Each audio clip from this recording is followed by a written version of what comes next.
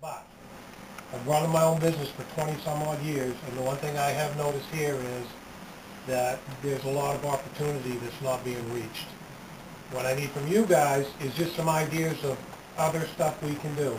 Some of the things that's been suggested that we are going to do, there is going to be an event every night when we reopen the new store. It might be magic, it might be cards, it might be, who knows, but there will be something going on. Yeah, every night. Every night, every single night. And probably, the plan right now is to have 3 on Saturday, 2 on Sunday, 2 events.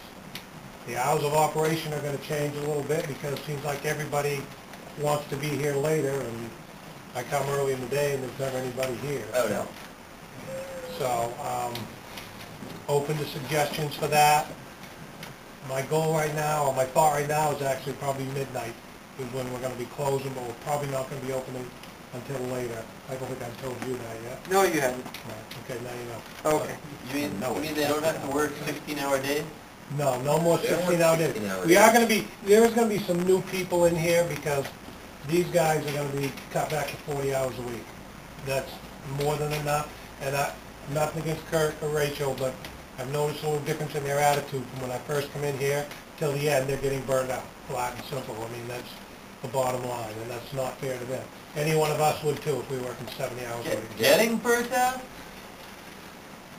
You're not helping.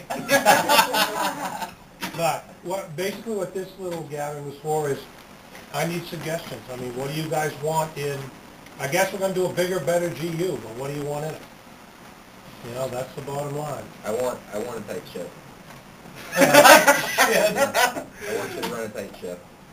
You don't have to worry about that. You know, whatever you're gonna do, you know, like just go for it. Well, there's going to be, I mean, here's some of the standards. things we're going to do is going to be a little different. There are going to be some arcades in the new one, but we're splitting it down the middle so that you guys, the gamers, don't have to walk through the arcades and feel like they're in a back room.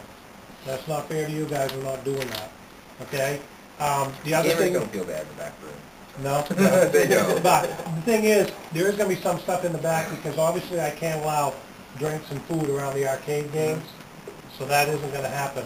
So there is going to be a break room, if you will, but it's going to be in the game, what we're going to call the Gamers Lounge. Yeah. So there'll be a place to sit, you know, you can have your soda machines there, there'll be a microwave there, there'll be the candy machine there, okay? Like I say, the biggest thing is there are going to be some new faces. We got some people in mind. We are going to be running a ton more of those tournaments. Go right ahead, sir. Where are you moving again? We're still looking, or it could be Broadway, could be Union Street. The goal is actually get it to as close to this side of town as we can because it seemed to work over here. I don't know how many of you know, but I own the Twilight Zone for Bangor Mall, so I'm not really wild about competing against myself and going over there. That would Right. make a whole lot of sense. Plus, it seems like most of you guys seem to be comfortable right in this. Now, how many here can get around? How many have transportation to get from point A to point B? If I shuttle was in like Okay. And you live right here, right? Yeah. What about you, Cap? I live on 3rd. Gamers shuttle. And Yeah, you she walk? lives, Okay. She lives right near me. Shop? Yeah. Yeah. We I live right across pretty good. We have cell phones. Okay. Because, I mean, you guys, when it comes to events and stuff, the main thing is, I want to make sure the core group can get to wherever we go. That's, I mean, that's the basis of what we're trying to do. Yeah. Obviously, with the games, we're going to be expanding the business. This area, this place here is just not big enough to have the games and the gaming. It's just not enough room, and it doesn't lay out right. So, Yeah, the square footage in here is hard to use anyway. well, most of it's wasted. It's over Yeah. there. So the reason we wanted to get into Broadway is simply because the high school's there and Hudson College is there. So I mean, that's strictly a business. But again, it's going to be set up so the gaming is going to have their own little area that they can do. And we're trying to bring more people into it because obviously I didn't realize how big this was until I got online, started researching. This is a big deal outside of Bangor, Maine. I got actually a really good suggestion that Alright. covers all the boards for all the card games Yeah. or whatever. Is you want, like, if you want to draw people, you want something about your store that's like that's memorable, you know, that's kind of like over the top. And like if you had a really nice feature match area, you know, for like how you record it, you know, for the internet and whatnot. Like if it was a nicer 2-person table with nice chairs. Yeah, we're gonna do better than these. Yeah, anybody who goes and who plays in the tournament, you know, when they go and they sit at the feature match, they're like, oh, that was awesome.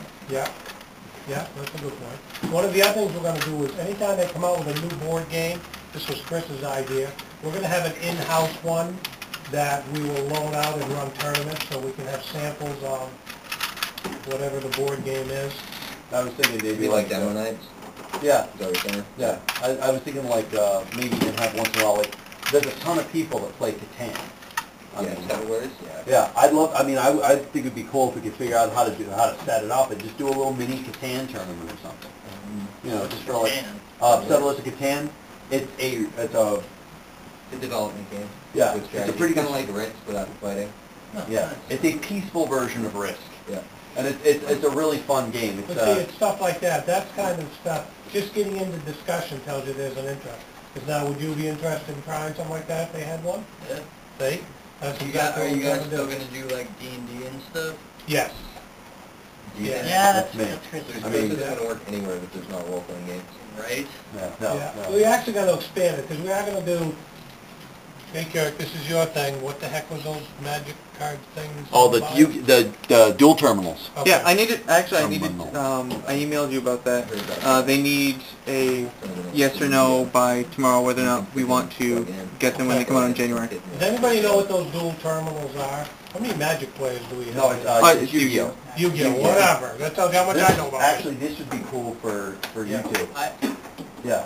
I purposely, I heard from someone else that there was something, and a few years Yeah, ago, I didn't want, because I knew that would be the end of it. So, yeah, he'd be way all Yeah. over it. Yeah, check this out.